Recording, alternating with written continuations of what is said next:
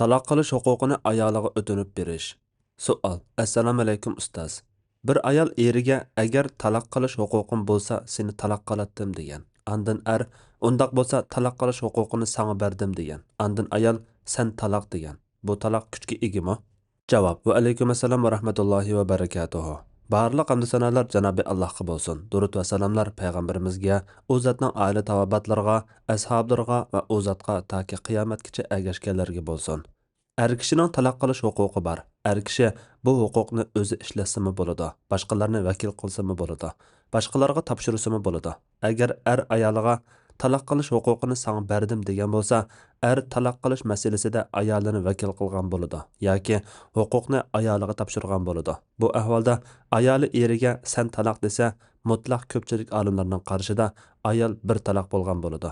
Ya'ni ayol o'zini bir taloq qilgan bo'ladi. Chunki bu yerda taloq qilindigani er emas ayol. Shunga iboraning to'g'risi u ayol undaqda men o'zimni taloq qildim desa to'g'ri ibora qo'llangan bo'ladi. Lekin huquq menga o'tdi deb qarag'achqa o'rin almashib qoldik deb shundaq degan gap.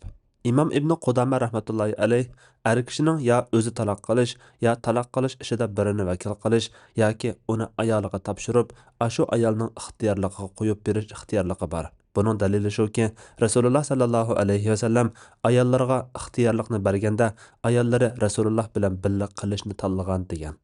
İmam Navaviy rahmatullohi alayh bir ayolni taloq qilish ishida boshqa bir ayolni vakil qilish jalliqroq qarashda to'g'ri bo'ladi. Shundaqla u ayolga o'zini taloq qilish ishini topshirsimi to'g'ri bo'ladi degan.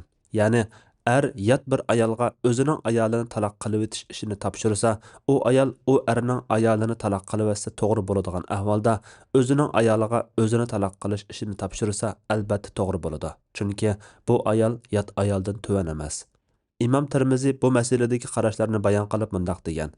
Ahli ilmlar erning taloq qilish huquqi sening qo'lingda degan so'zi haqida ixtiloflashgan bo'lib, Rasululloh sallallohu alayhi va sallamning sahobalaridan va keyingi ba'zi ahli ilmlar bir taloq tushgan bo'ladi degan. Bularning ichida Umar ibn Xattob radhiyallohu anhu, Abdullah ibn Mas'ud radhiyallohu anhularmi bor.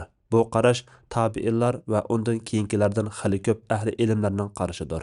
Osman ibn Affan bilan Zayd ibn Sabit radhiyallohu anhular ayolning qilgan hukmi hisob, ya'ni ayol qancha taloq desa shuncha taloq tushidi degan. Umar radhiyallohu anhu bilan Ibn Mas'ud radhiyallohu anhuning bu masalada hukm qilgan voqealigini Mansur rivoyat qilib deydiki, Ibrohim menga Alqamadan yoki Asvatdan so'zlab berdiki, u Ibn Mas'ud radhiyallohu anhudan rivoyat qiladi-ki, bir odam uning qishig'iga kelib, men bilan ayolimning o'tirisida odatda xotinlar o'tirisida bo'ladigan jidal majra bo'lgan edi. Ayolim navoda sening qo'lingdagi huquq menda bo'ladigan bo'lsa, qanday qiladiganligini bilgan bo'lading dedi. Mening qo'limdagi huquq senda desam, undaq bo'lsa sen 3 taloq dedi. Deganda Ibn Mas'ud radhiyallohu anhu uningga bir taloq bo'libdi deb qarayman. Sen qaytarib olishga haqliq. Men yaqinda mu'minlarning amiri Umar bilan uchrashaman. Uningdan so'rab baqay degan. Onun bilan uchrashib, vaqalikning jarayonini uning so'zlab berganda, Umar radhiyallohu anhu Allah erlarning jazosini bergay. Allah erlarning jazosini bergay. Ular qo'llaridagi huquqni og'zining tutami yo'q ayollarga tutqizib qo'ygani nimasi? Sen nima deding deb so'raganda, Ibn Mas'ud radhiyallohu anhu bir taloq bo'pti deb qarayman. Sen qaytarib olishga haqliq dedim degan. Umar radhiyallohu anhu buni anglab, menmi shunda qarayman. Agar uningdan boshqacha qaragan bo'lsang, to'g'ri qarashni topolmagan bo'lading dedi. Bu vaqalikni rivoyat qilgan Mansur deydi. Shuning bilan men Ibrohimga Amsa Ibn Abbas radhiyallohu anhuma Allah o ayolni barakatdan mahrum qilsin. O ayol o'zimni taloq qildim degan bo'lsa kashki deydigo desam, Ibrohim u ikki xil ibora o'xshash dedi. Yana bir rivoyatda Ibrohim ayoli eriga sen taloq desa bir taloq bo'ladi. Ayol men taloq desin yoki sen taloq desin ikki ibora o'xshash degan. Al-Qasim ibn Muhammad Zayd ibn Sabit radhiyallohu anhudan rivoyat qiladi-ki, u ayolini taloq qilish huquqini ayolining qo'liga tutqizgan. Andin ayoli o'zini 3 taloq qilgan bir er haqida u bir taloq bo'ladi degan.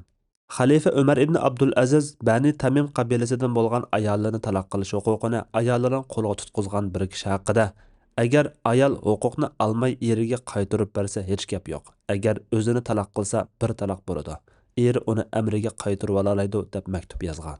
Demak, ayollarning qilgan taloqi kuchga ega, lekin bu bir taloq qandaq taloq? O'zil kesil ajrab ketadigan bain taloqmi yoki qaytarib olaydigan raj'iy taloqmi? imom Abu Hanifa rahmatullahi alayhi bilan shogirdlari taloq qilish huquqini sanga berdim yoki taloq ixtiyorligi sanda degan ahvolda ayol ajrashishni tanlasa yoki taloq qilsa bir bain taloq tushidi deb qaragan. Ya'ni ayolini xohlagancha qaytarib olmaydi. Faqatla yangi boshdan nikoh va to'yliq bilan andin uy tutalaydi deb qaraydi. Ya'ni ba'zi olimlar qaytarib oladigan bir raj'iy taloq tushidi deb qaragan. Yuqorida Hazrati Umar ibn Mas'ud radhiyallohu anhulardan yana xalifa Umar ibn Abdul Azizdan qaytarib oladigan raj'iy taloq bo'ladi degan qarash kelgan bo'lg'achqa mushu qarashni alsaq bo'ladi. Bu huquq ayolning qo'lida davomli bo'lamdi yoki shu so'rin oxirlashqichi bo'lamdi.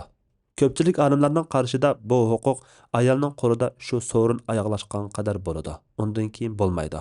Az bir qism olimlarning qarashida to abadgacha bu huquq ayolning qo'lida bo'ladi. İmam İbn Qudama qachonki taloq ishini ayolining qo'liga tutqizadi ekan, bu huquq to abadgacha ayolining qo'lida bo'ladi. Bu ixtiyorlik shu so'ringa bog'liq bo'lmaydi. Bu qarash Hazrati Ali radhiyallohu anhudan rivoyat qilingan deydi.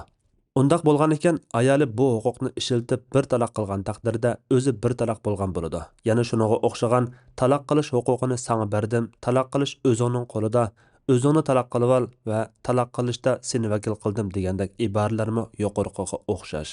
Yuqorqidagi iboralar bilan ayoliga taloq ishini topshirgan ahvoldami yanada xohlagan chaqda ayolini taloq qila oladi. Chunki ayoliga buni topshirganlik o'zini taloq qilish huquqini yo'qotib o'tmaydi. Buning ma'nosi shuki, burun erning qo'lidagi huquq hozir bilan ayol ikkalarining qo'liga o'tgan bo'ldi. Yana xohlagan vaqtda bu so'zdan yanalaydi. Ayoliga huquqni berib yoki vakil qilib yoki taloq qilishni topshirib, keyin pushaymon qilgan bo'lsa, ayol taloq qilib bo'lguncha yenib olsa bo'ladi. Xulosa: Alloh taolo kishiga taloq qilish huquqini bersa, u huquqni o'zi ishlatmay, ko'pincha hissiyat bilan ish qiladigan ayoliga tutqizib qo'ysa, bu huquqni ayol ishlatsa, bir raj'iy taloq tushadi. Shunga bunda qilmaslik lozim. Alloh eng to'g'risini bilguchidir. Fatvoda Dr. Abdul Aziz rahmatulloh. Fatvolar majmuasi 1-tom, 106-numorliq fatvo.